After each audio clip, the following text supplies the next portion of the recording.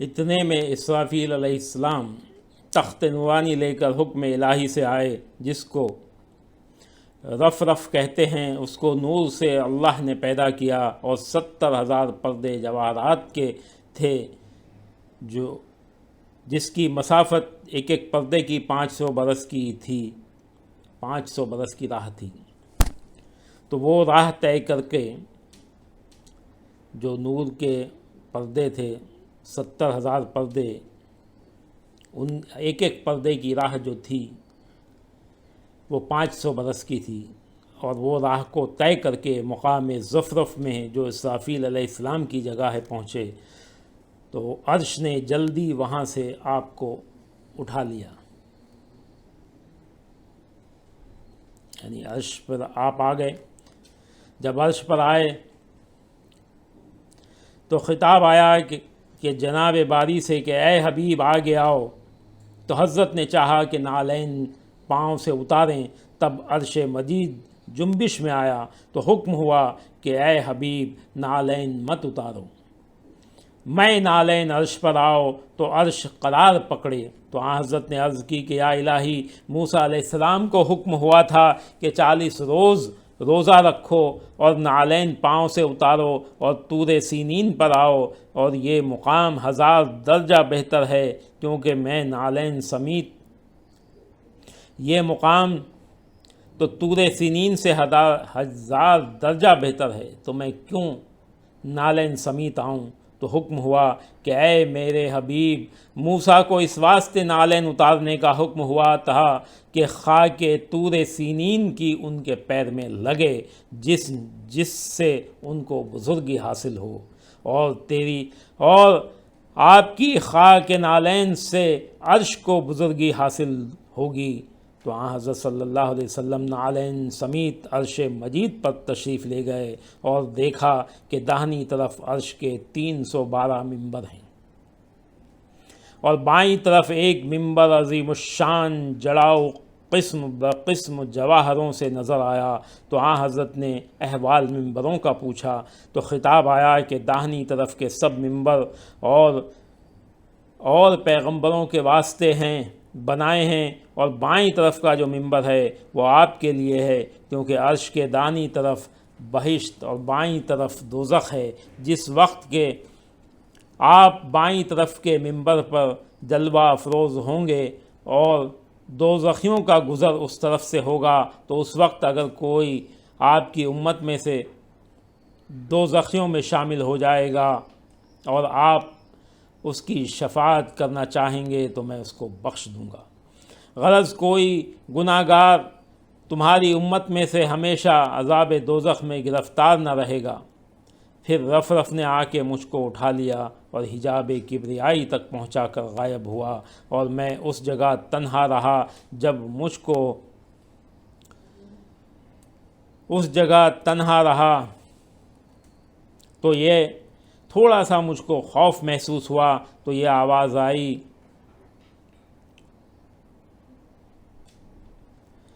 کہ اے محمد صلی اللہ علیہ وسلم توقف کرو، بے شک تمہارا پروردگار تمہاری صلاۃ میں مشغول ہے۔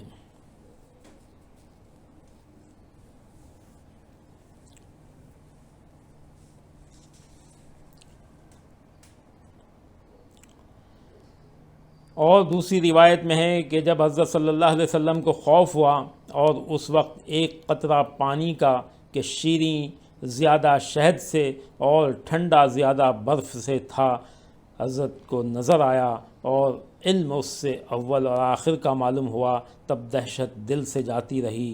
پھر 70,000 پردہ نور سے گزر کر قاب قوسین میں پہنچے، اور وہاں نور احدیت کا ظہور ہوا۔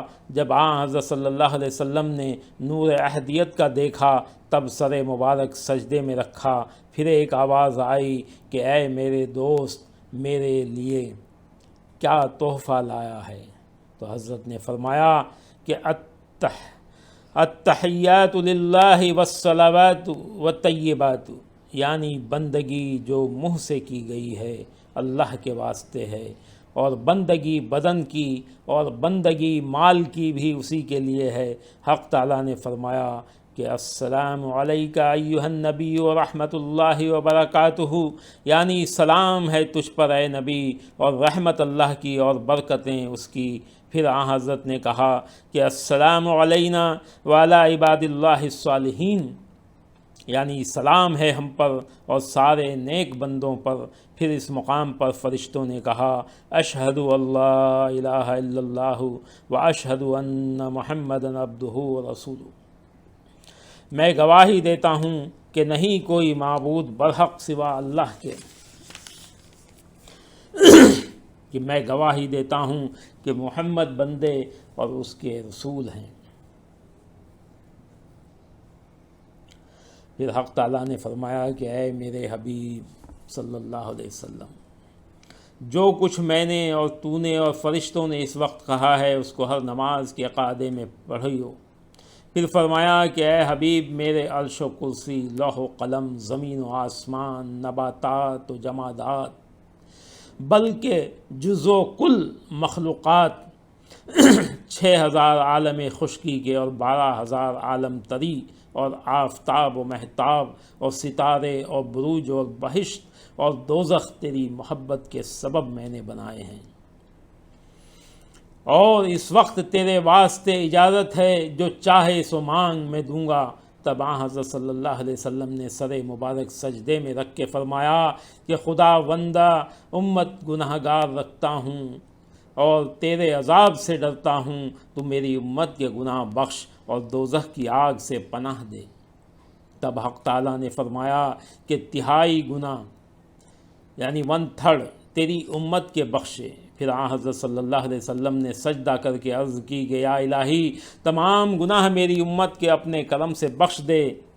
حکم ہوا آدھے بخشے۔ پھر بھی عرض کی کہ تو حکم ہوا کہ جو صدق دل سے کلمہ طیب ایک بار پڑھے گا اور اس کے مضمون پر اعتقاد کامل کرے گا، اس کو بخشو اگرچہ گناہ گار ہوگا، اور اگر شرک اور کفر تک پہنچا ہوگا تو اس کو ہرگز نہ بخشوں گا، جہنم کے عذاب سے نجات نہ دوں گا۔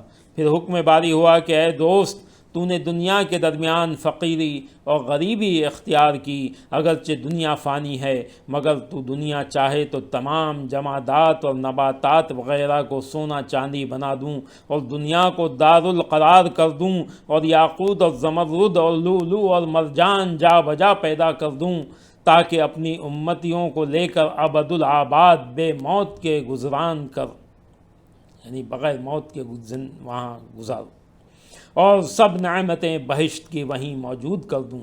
تب سرور عالم صلی اللہ علیہ وسلم نے سر مبارک سجدے میں رکھ کر مناجات کی، خداوندہ دنیا مردار اور نجس ہے، الدنیا جیفتم و طالبہا کلاب، یعنی دنیا مردار ہے اور طالب اس کے کتے ہیں۔ مجھ کو دنیا سے آخرت بہتر ہے۔ اور حق تعالیٰ نے یاد دلایا کہ اے حبیب، اے میرے حبیب، جبریل نے تم سے جو سوال کیا تھا وہ کیا تھا؟ تب رسالت معاذ صلی اللہ علیہ وسلم نے عرض کی کہ یا الہی، تو دانا اور بینا ہے اور سوال اس کا تو خوب جانتا ہے۔ حکم ہوا کہ اے دوست، سوال جبریل کا تیرے دوستوں اور اصحابوں کے واسطے میں نے منظور کیا۔ وہ سوال یہ ہے کہ حضرت جبریل نے کہا تھا کہ یا رسول اللہ، مجھے تمنا ہے کہ قیامت کے دن اپنے بازوؤں کو پلصرات پر بچھاؤں اور آپ کی امت کو سلامت پار اتاروں۔ بعد اس کے حضرت صلی اللہ علیہ وسلم نے اپنی امت کی مغفرت کے واسطے درگاہ غفور الرحیم میں دعا کی۔ جناب کبریا نے اسے قبول فرمایا اور بہشت کی سیر کے واسطے حکم کیا۔ تب حضرت نے تمام نعمتیں بہشت کی دیکھیں، اور جو مکانات اہل بیت اور اصحاب کبار کے واسطے تیار ہوئے ہیں، جدا جدا دیکھ کے حمد و ثنا خالق کون و مکان کی بجا لائے۔ اور جناب باری میں حکم آیا کہ اے دوست، تو مقام اپنی امت کا دیکھ کے مجھ سے خوش اور راضی ہو۔ تب حضرت نے عرض کی کہ خداوندہ، بندے کو کیا طاقت ہے کہ اپنے خدا کی نعمت سے ناراض ہو؟ تب حکم ہوا کہ یہ سب نعمتیں بہشت کی میں نے تیرے دشمنوں پر حرام کی ہیں۔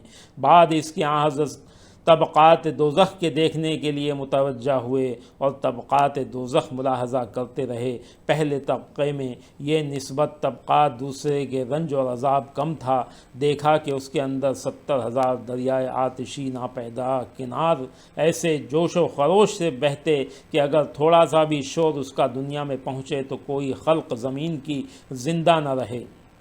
اور آن حضرت صلی اللہ علیہ وسلم و صحابہ وسلم نے حضرت صلی اللہ علیہ وسلم نے مالک یہ دوزخ سے پوچھا جو دوزخ کا دروغہ ہے کہ یہ طبقہ کس خلقت کے واسطے ہے، تو مالک دوزخ نے یہ سن کر سر جھکا لیا اور کچھ جواب اس کا نہ دیا۔ تو جبریل نے فرمایا کہ یہ شرم سے عرض نہیں کر سکتا ہے۔ حضرت نے فرمایا کہ بیان کر، شاید آج کچھ اس کا تدراک ہو سکے۔ تب مالک نے رو کے کہا کہ یہ طبقہ آپ کی امت کے گناہ گاروں کے واسطے تیار ہوا ہے، آپ اپنی امت کو نصیحت فرمائیے اور سمجھائیے کہ گناہ سے باز رہے، وَإِلَّا قیامت کے دن مجھے مجال تخفیف عذاب و رنج کی مطلق نہ ہوگی۔ تب حضرت یہ بات سن کر امامہ سر مبارک سے اتار کر آپ دیدہ مناجات کرنے لگے کہ خدا بندہ مجھے اس کے دیکھنے سے ایسا خوف آیا کہ تاب و طاقت دیکھنے کی نہ رہی، اور امت میری بہت ضعیف و ناتواں ہیں، کیوں کر اس عذاب کو برداشت کر سکے گی۔ تو خدا بندہ تو غفور رحیم ہے اور مجھ کو تو نے امت کا پیشوا کیا ہے، اور عزت و آبرو میری تیری قدرت کے قبضے میں ہے۔ پس حکم حق تعالی ہوا کہ اے حبیب میرے کچھ غم نہ کر، اے حبیب میرے کچھ غم نہ کر، قیامت کے دن تمہاری شفاعت سے اتنے لوگ بخشوں گا کہ تم راضی ہو جاؤ گے۔ تب حضرت نے قسم کھا کر فرمایا کہ قسم ہے تیری پاک ذات کی، میں ہرگز راضی نہ ہوں گا جب تک کہ ایک شخص کو بھی میری امت میں سے بہشت میں نہ لے جاؤں۔ اس طرح حضرت کے ساتھ خدا سے 90,000 کلمات راز و نیاز اور امر و نہی کے ارشاد ہوئے، اور جناب باری سے حکم آیا کہ ہر روز 50 وقت کی نماز اور 6 مہینے کے روزے ہر برس میں تم پر اور تمہاری امت پر میں نے فرض کیے۔ پھر حضرت نے سر مبارک سجدے میں رکھ کر الہا گزاری کی اور کہا کہ یا الہی امت میری ضعیف و ناتواں ہے اور عمر تھوڑی اس قدر بارے گراں نہ اٹھا سکے گی۔ حکم ہوا کہ ہر روز 25 وقت کی نماز اور 3 مہینے کے روزے فرض کیے۔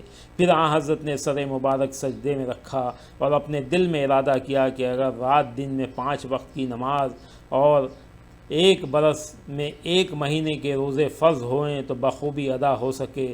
تب حکم ارحم الراحمین کا ہوا کہ اے حبیب میرے، جو دل میں تو نے ارادہ کیا ہے سو میں نے قبول کیا، اور 50 وقت کی نماز اور 6 مہینے کے روزے کا ثواب ملے گا۔ یعنی 5 وقت کی نماز پڑھنے پر 50 وقت کی نماز پڑھنے کا ثواب، اور 1 سال میں 1 مہینہ روزے رکھنے کا 6 مہینے کے روزے رکھنے کا ثواب ملے گا۔ پھر حضرت صلی اللہ علیہ وسلم نے درگاہ الہی میں عرض کی کہ یا الہی امت میری مجھ سے پوچھے گی کہ حق تعالیٰ کے حضور سے کیا ہدیہ و تحفہ ہمارے واسطے لائے ہو، میں ان کو کیا خوشخبری دوں گا؟ تو حکم ہوا کہ اول نماز 5 وقت کی اور روزے 1 مہینہ رمضان کے اور 30,000 کلمات دینی و دنیاوی ان کو دیجیو، اور 30,000 کلمات جو بھید کے ہیں یہ کسی سے نہ کہنا، اور باقی 30,000 کلمات جو ہیں اس کو چاہو کہو اور چاہو نہ کہو۔ تب حضرت نے قبول کیا اور سر سجدے میں رکھ کر عرض کی کہ یا الہی جو کچھ میں نے دیکھا اور سنا یہ میں جب جا کر بیان کروں گا تو کیا میری امت اس پر اعتبار کرے گی؟ تو حکم ہوا کہ پہلے ابو بکر تمہاری بات کو سچ جانے گا، پھر اس کے بعد امت سچ جانے گی۔ تو آپ نے شکر کا سجدہ بجا لائے اور بارگاہ الہی سے رخصت ہوئے۔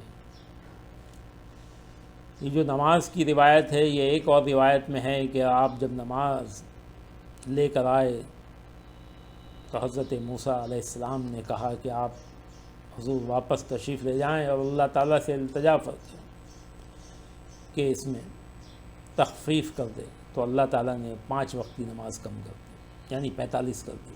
اس طرح سے آپ آتے گئے اور آپ 9 مرتبہ آئے، اور اس طرح سے وہ 5 کر کے 45 نمازیں کم کر کے 5 رہ گئے، آپ کو دی گئی۔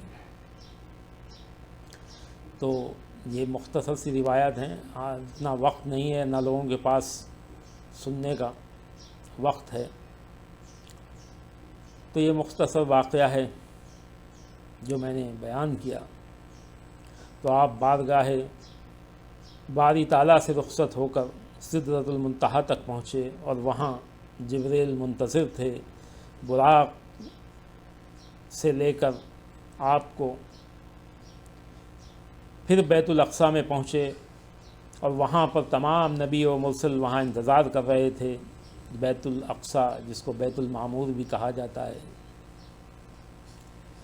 جو کعبہ ہے،